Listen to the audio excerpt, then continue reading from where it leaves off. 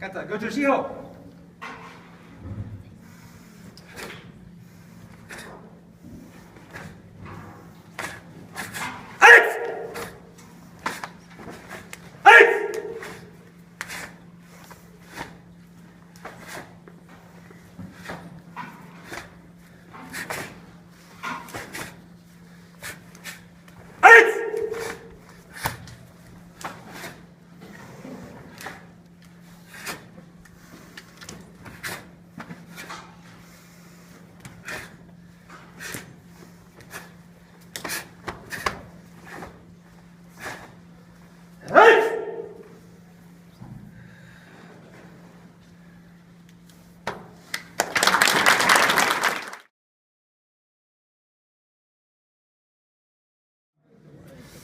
The next interesting thing that a kata does is it'll show you that you have to get off the person's center line.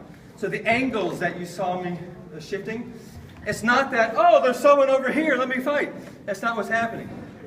Instead, the idea is if I'm going to the 45, I'm getting off the person's center line. So if you, like you got a gun, so put the gun, right? We're both on each other's center line. This stinks for both of us, okay?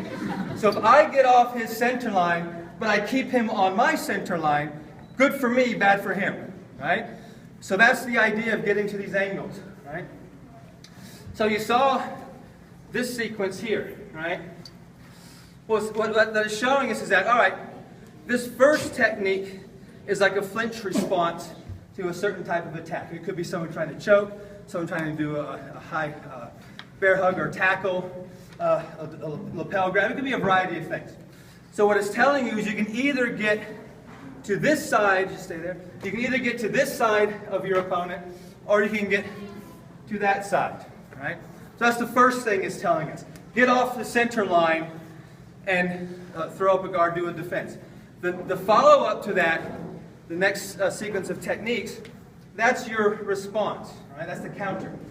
So say, for example, we're clenched up, and he ends up working up to where you get both hands behind my neck here. This stinks for me, all right? He's got a good control over me. He can then start shift up onto my head, move my head down, knee me. He can do some bad things from here. I don't want this, all right? So the kata is telling me one thing you can do is use this motion, okay? Pops the hands up, clears it. But I still have a problem. I'm not off his center line, and what do I do with this guy here, right? Well, that's what the next part of the kata shows us, right? That's grabbing and clearing that arm. So he's got me wrapped up here. I pop here, I pull that arm over, right?